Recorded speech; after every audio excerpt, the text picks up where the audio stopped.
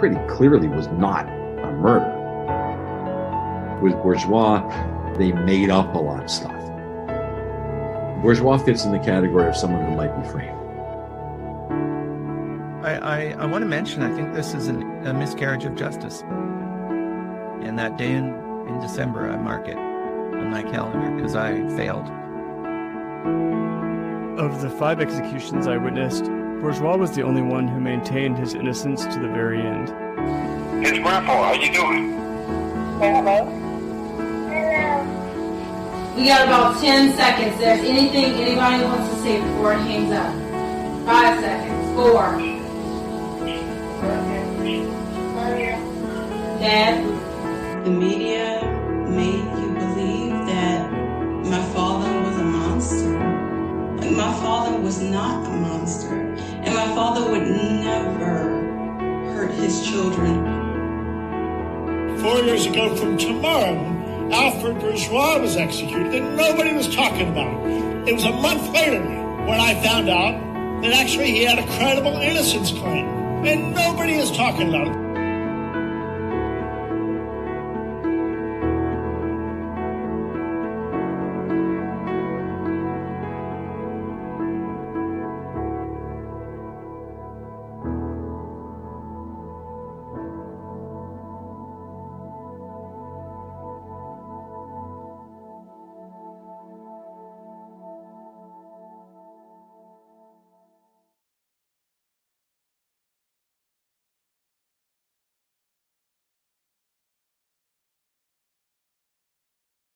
Moving on to other news now from here at home. A child killer who has spent 15 years on federal death row faces execution next month. This after the government reinstated the death penalty late last year, ending a hiatus that began in 2003, 1 year after a truck driver named Alfred Bourgeois tortured and killed his 2-year-old daughter at NAS Corpus Christi.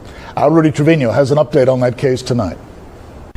Alfred Bourgeois was a long-haul trucker from Louisiana who had recently found out a paternity test identified him as the father of a 2.5-year-old girl. A court ordered that he pay child support to the mother. It was a child born out of wedlock. Local attorney John Gilmore, one of Bourgeois' attorneys during the initial murder trial, said Bourgeois asked for and received temporary custody of his daughter and brought her with him on a trucking route. Bourgeois' wife also went along for the trip. Court records show Bourgeois systematically abused and tortured her, including by punching her in the face, whipping her with an electrical cord, and burning the bottom of her foot with a cigarette lighter. Bourgeois arrived at the Corpus Christi Naval Air Station on June 28, 2002 for a delivery. While backing his truck up to a loading dock, his daughter tipped over her training potty chair in the cab of Bourgeois' 18-wheeler. He became enraged and repeatedly slammed the back of her head into the truck's window and dashboard, killing her. An 11-hour autopsy determined the cause of death was severe head trauma, but it also found more than 300 injury marks, including whip marks, healed scars, nonspecific and patterned contusions, abrasions, healing ulcerations, lacerations, and 2 bite marks on her body. 2 years later, in March of 2004, Bourgeois is tried in federal court because his crime occurred on a naval base. Prosecutors argued Bourgeois had continually and regularly abused the child, physically and sexually, often concealing her injuries with socks and sunglasses. Bourgeois maintained he was innocent throughout the trial, refusing to take a plea deal. That was his defense, that he didn't do this, that his wife did it because she was jealous of the child. Gilmore says Bourgeois remained positive during the murder trial, but did things that he shouldn't have as a client. He was always upbeat about it. I mean, he was really an easy client to work with. He did some things on his own that he shouldn't have done, like writing letters and things like that to people that were, the letters were intercepted, and it caused him a lot of grief. Court documents reveal that while in jail, he joked to another inmate that, quote, that expletive baby's head got as big as a watermelon, unquote, after he beat the child with a plastic baseball bat. On March 16th, the jury took less than 2 hours to find him guilty and later recommended the death sentence. And while an execution date is set, an appeal could be filed. I'm sure that they're going to try to delay it until after the new president takes office and a new attorney general is appointed. While not on Bourgeois' appellate team, Gilmore says there have been discussions of Bourgeois' mental capacity, which could be a cause for an appeal. Bourgeois is set to be executed by lethal injection on December 11th at the Federal Correctional Complex in Terre Haute, Indiana. Rudy Trevino, 3 News.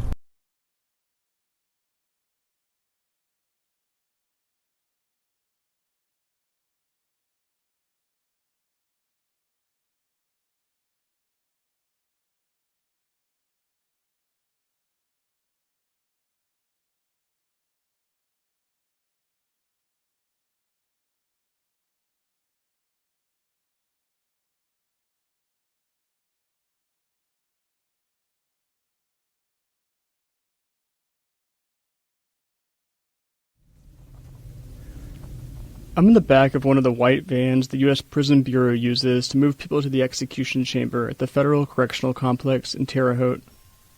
We're parked on the edge of woods, somewhere between the security area and the execution chamber.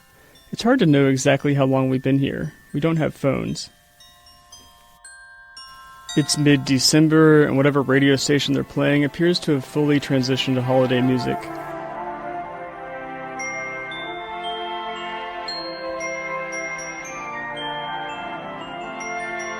The 5 of us are sitting there, in the dark, listening to Christmas songs, as the feds work out whatever delay is holding us up this time. Nobody really says anything. I can see the execution chamber in the distance. And a warning, this story includes graphic descriptions of violence, including the sexual assault of a child. Up front, there's a driver and a U.S. Prison Bureau information officer. In the row in front of mine, a New York Times opinion writer is curled up, trying to rest until we receive instructions. In front of her, a local TV reporter is making small talk to pass the time. 3 more reporters are in a different van just ahead of us. Splitting us up is the U.S. Prison Bureau's version of social distancing. By the end of 2020, COVID-19 was tearing through prisons, and the Federal Correctional Complex in Terre Haute is one of the worst-hit facilities. Of course, it's not actually possible to stay 6 feet apart inside a van, or the media area of the execution chamber, which is small and sealed tight. After about an hour of idling, the drivers receive instructions to drop us off in front of the execution chamber, where we join the other van's reporters. We file into the little witness room, and then the curtain comes up. The 6 of us are face-to-face with Alfred Bourgeois. He's black like most of the people the Trump administration selected that fall and winter. He's heavy-set with a white beard. Bourgeois addresses us directly, quote, "In no form or fashion did Alfred Bourgeois rape or sexually assault anyone in my whole life," he says, speaking in the third person. He continues, quote, "I did not commit this charge. I love my kids. I love you with all my heart, soul, and strength." This is me reading from my notes. He asks God to forgive his sins, but insists that killing or assaulting his infant daughter isn't one of them. More on her in a moment. He prays for his executioners, saying they, quote, "know not what they do." And he adds, quote, "welcome me into your kingdom." It all begins at 7:53 p.m., again, according to my notes. The Prison Bureau provided a notepad and a pen when we arrived. There's also a digital clock inside the execution chamber if you know where to look. First, everything appears to be unfolding as usual. But 2 minutes later, at 7:55 p.m., Bourgeois starts blinking and looking around. I note a look of concern. The stomach rises. I write down the following, quote, "chest heaving, stomach rising, a yawn."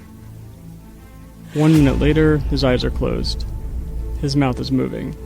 His stomach is heaving. His mouth is moving some more. In all caps, I write, quote, "not natural movement."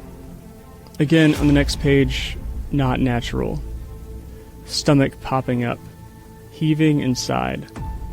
At 7:57 p.m., more in all caps, sucking inside middle, still heaving. These are all descriptions of Bourgeois' torso. Everyone in the room is seeing the same thing, even though prison staff placed a greenish sheet over his body, even though he's tied down to the table. It seems clear that if it weren't for the restraints, he might be flailing around. He eventually stops and his breaths become shallow.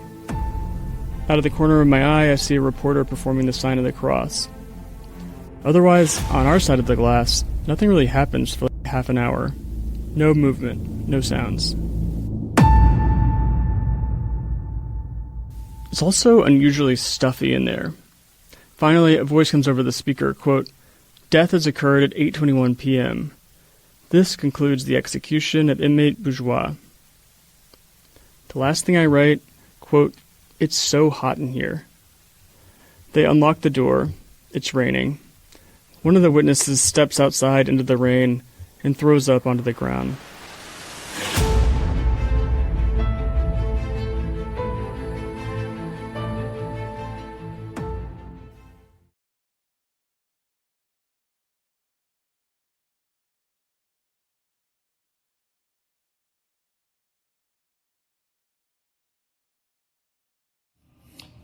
Four years ago today, they executed Brandon Bernard. I was here with a bunch of us at Black Lives Matter Plaza when that execution was scheduled. They had a big crowd in Terre Haute. The next day, 4 years ago from tomorrow, Alfred Bourgeois was executed and nobody was talking about it. The execution crowd, the protest there was much smaller. And it was a month later when I found out that actually he had a credible innocence claim. And nobody is talking about it. And nobody is talking about it. And nobody is talking about it.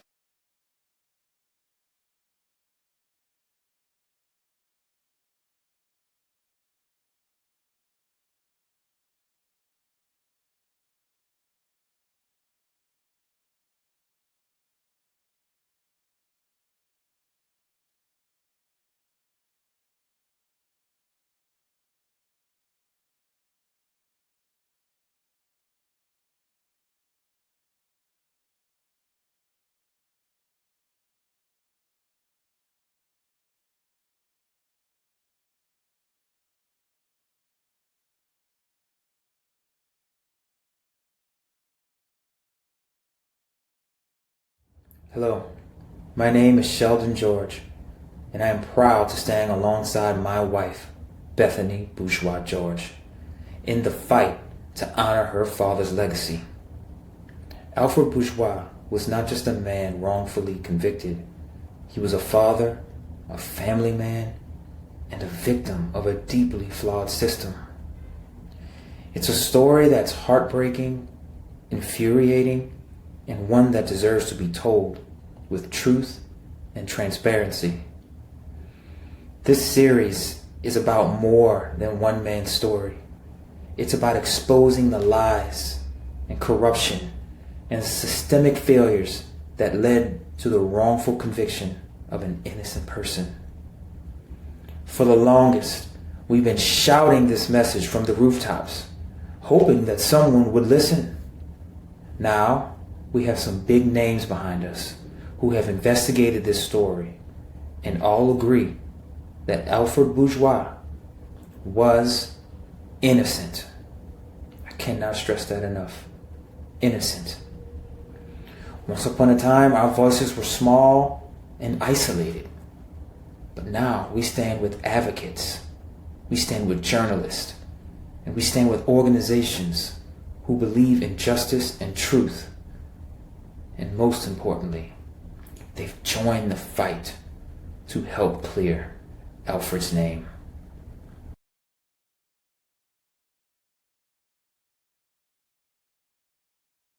In 2010, I was living in Houston, Texas, and my father was brought to a courthouse. It was on the same street that I lived on, the same street. So we were so close, but so far. I remember feeling so alone, and we would go by that courthouse. We would sit in the parking lot, and I would just cry because I knew that he was inside. He was so close, and there was just nothing that I could do. Feeling lost? Then you're in the right place. I'm Amanda Knox. And I'm Christopher Robinson. And this is Labyrinths. From WFIU Public Radio in Indiana, this is Rush to Kill, a podcast about the secretive Midwest facility where the United States carries out all federal executions. From the public radio journalists who cover U.S. death row. I'm George Hale.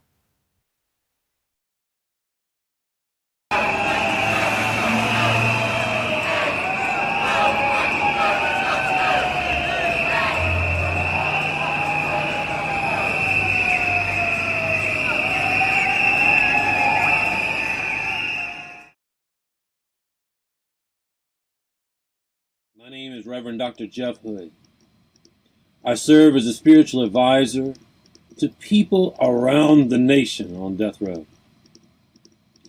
I become their friend so that in the last moments of their life, they might have a friend with them. I'm educated as a minister and as a theologian. I've written countless books. And my life has been about a lot of things, but I pray first and foremost that my life will be about justice.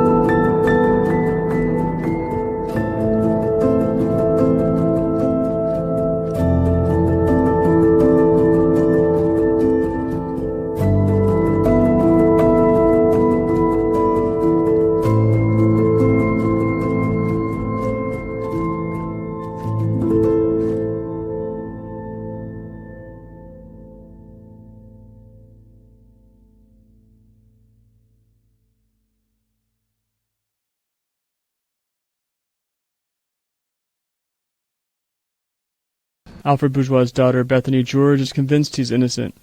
She was supposed to be on the trip with Jakaran. My name is Bethany Bourgeois George. I am the first daughter of Alfred Bourgeois, the inmate who was executed on December 11th, 2020,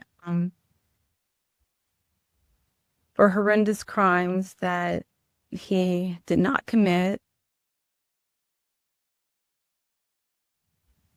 I've read a couple of comments by people that have been saying, well, why have you waited 18 years? You know, it's been 18 years. You're just coming out. No, let's get something straight. I have never believed my father was guilty of these crimes. I have battled with family members. I have battled with anyone who has ever thought he was guilty until the year of 2015. And that's a different story we will discuss at another time. I have never believed that he was guilty. In my eyes, it was always impossible for him to commit such terrible, heinous crimes. It's not that I've been for 18 years that I haven't wanted to say anything. It's that for 18 years, I never knew what was taking place. I could not speak to my father for 18 years. I assure you, I tried. None of you will ever have any indication, any morsel of knowledge in knowing how much I tried, and I got nowhere. You all have heard, you've heard the news article, something that haunts me hearing it and reading it to myself. It's despicable. It is despicable. Monster trucker tortures and molests his daughter, 2-year-old daughter. There's no way. There's no way. There is no way. Since my father's execution, I have been in a state of hypobulia. I've been on a cathartic roller coaster trying to make sense of it all, trying to make sense of how we got here. How did we get here?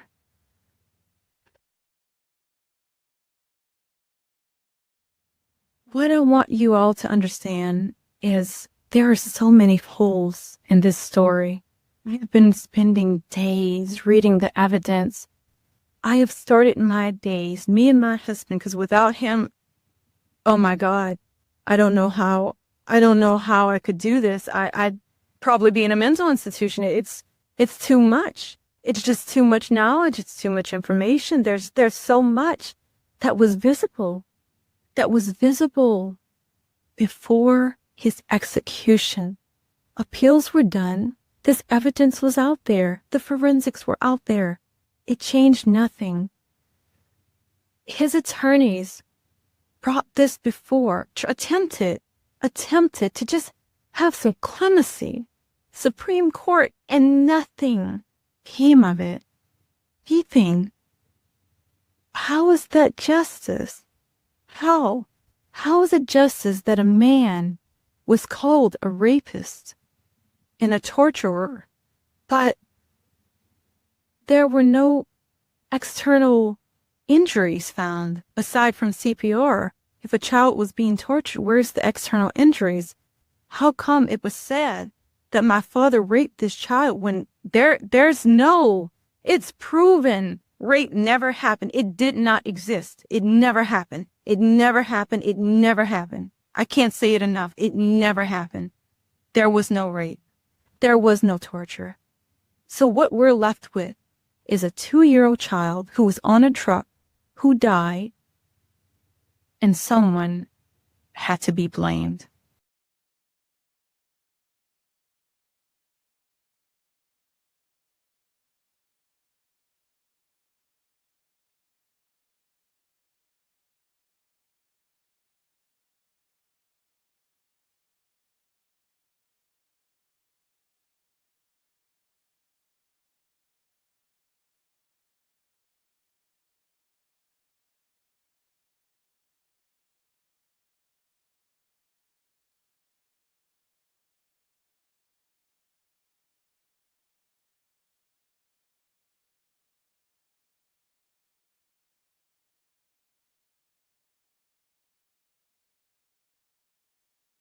There were 4 samples taken from Jacaren in the autopsy, and 3 of those samples were tested with this P30 test, and they all came back weak, negative results.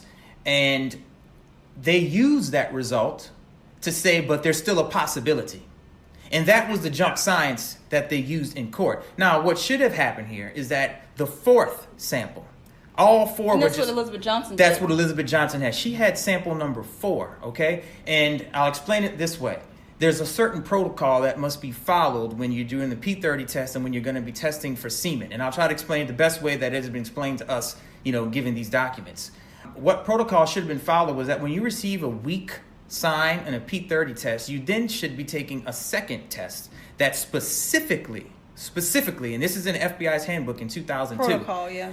In their protocol, you specifically are supposed to administer another test that checks for semen and sperm, both. And that will give you 100% accuracy of what the situation was. The FBI did not do that with all 3 of the samples that they had. They didn't do that because they knew what would happen if you do the next test. You're going to get that it's a negative result. I have to stop you. I want to add this. They lied and they said that they had already had 3 samples. Right. Elizabeth found a 4th sample and she Yes, said, she did. you guys lied. This is inaccurate. There's a 4th sample. I'm going to test it myself. She did the testing. She got back a weak result, false positive result. And upon doing that, she followed the proper protocol and she did the next test, which came back 100% conclusive. There was no sperm or semen found. That 3rd FBI expert actually said, well, because it was a week, we need to do the next test. And we didn't do it. So you're telling me is that you didn't complete all the testing, but yet you're saying you're going to convict someone on that. This is the prosecution's FBI expert saying this. And this was actually at the trial. So I'm like, well, how do we continue on with saying that there was rape then? Right?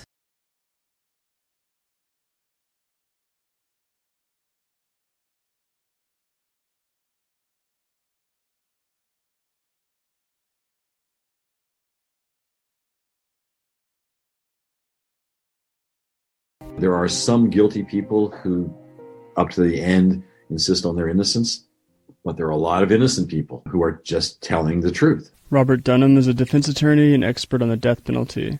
He's former director of the Death Penalty Information Center. He may not have killed his daughter, and they have fake evidence that, quote, establishes that the child was sexually abused.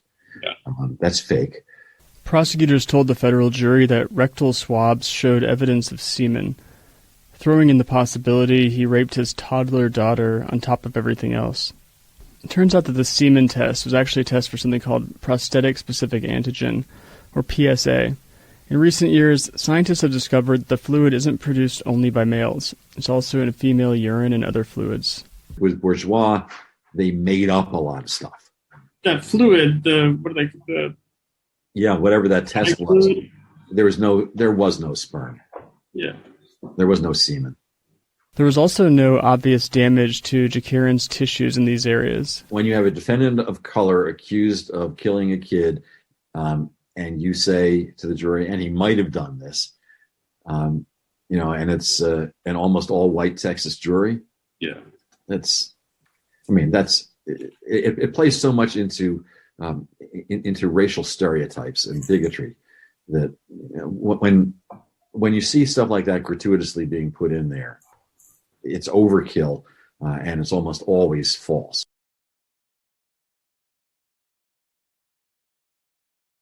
Regarding the sexual abuse claims, the test that was used to indicate the presence of semen has since been abandoned by the FBI because it is, quote, incapable of reliably detecting semen. The jury, of course, was told otherwise at the time.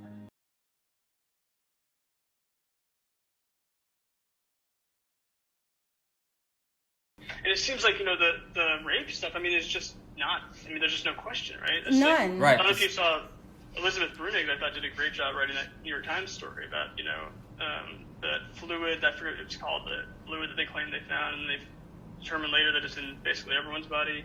She was one of the witnesses. Her point is really great, which is that that's how you get someone sentenced to death. Just by telling a jury you raped a toddler.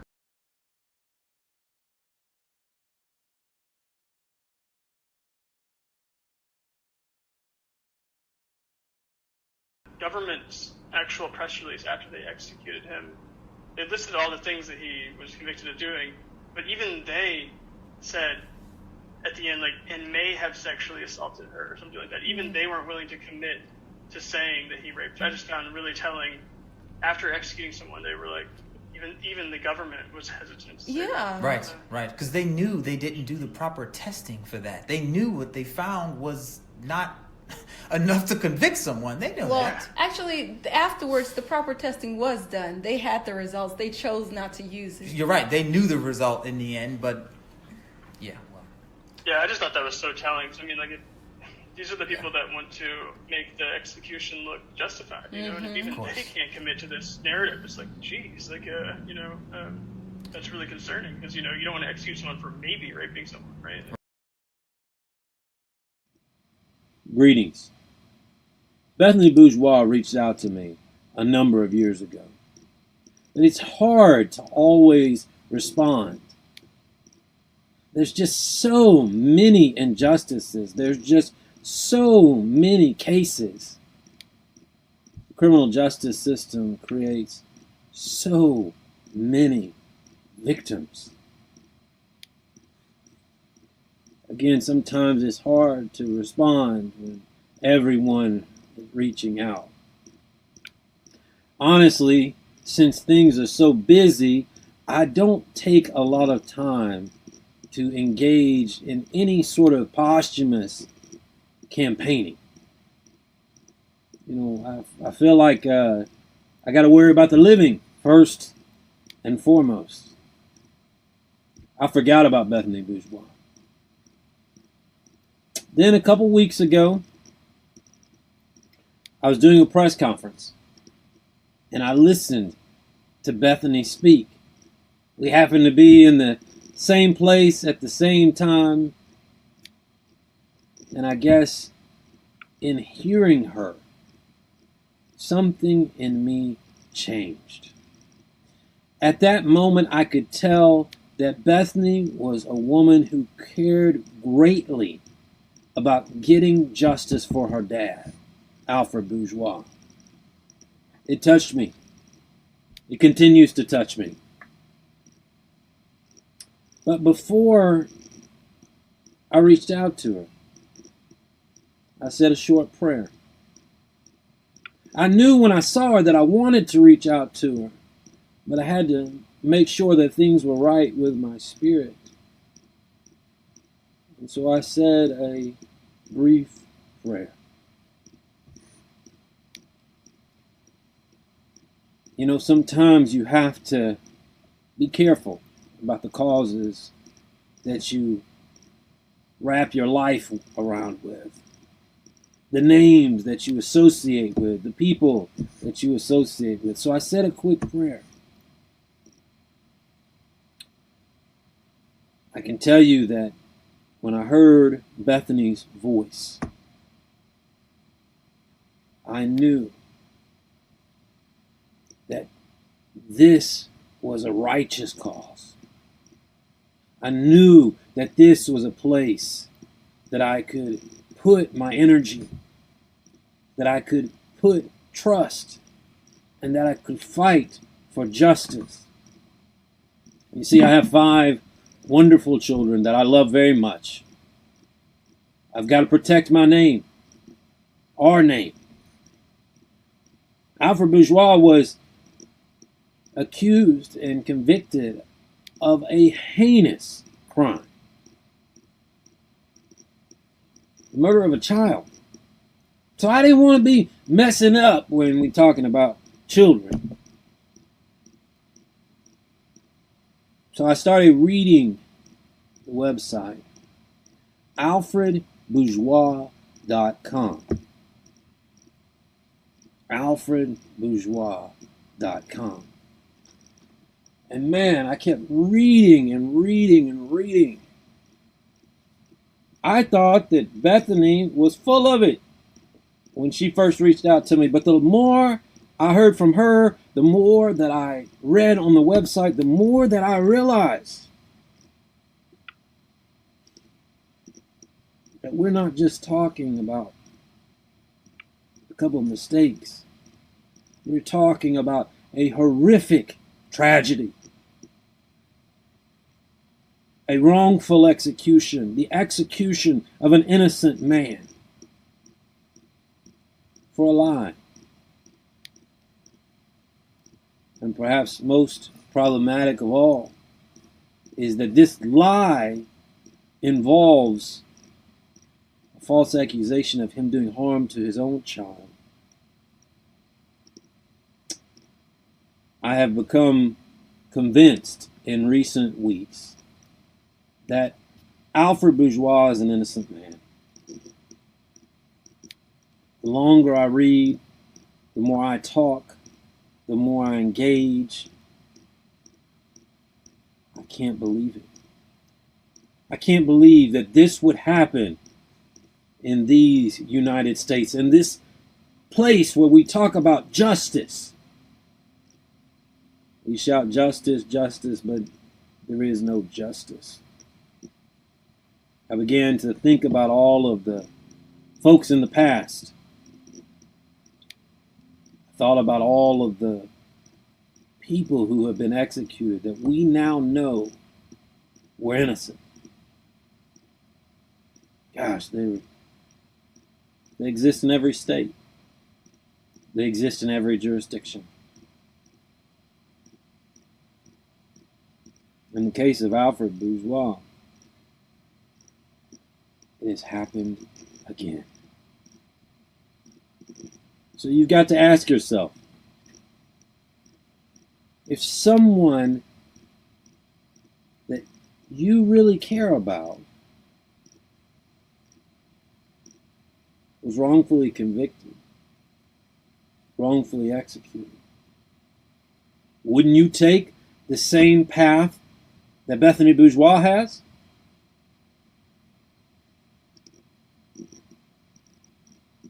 I know I would.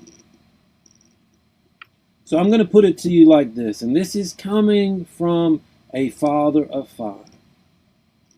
The media and a corrupt criminal justice system convicted Alfred Bourgeois before there was any evidence that he had perpetuated a crime. They said he raped his own daughter. Him and members of his family knew that wasn't the case. But even more than that, during her autopsy, and various physicians for both the defense and the prosecution said that a rape never happened.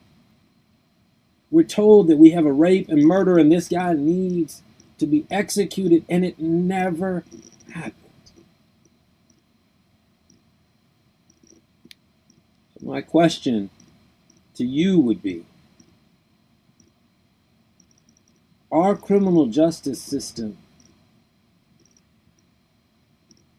is willing to lie, to kill someone like Alfred Bourgeois. What else is our criminal justice system willing to make mistakes about? What else would they lie about? I've chosen to participate in this story, in this campaign, because I believe that we are witnesses of a wrongful execution. We're witnesses of the consequences of lies. And we are witnesses of the ways of wickedness and evil when it gets caught and feels like it has to kill in order to cover up its lies and its injustices. I stand with Bethany Bourgeois. I stand with the people versus Alfred Bourgeois campaign. And if you want to stand for justice, if you want to stand with us, with Alfred, with the campaign, then I'll stand with you too. Because I know that truth is with us.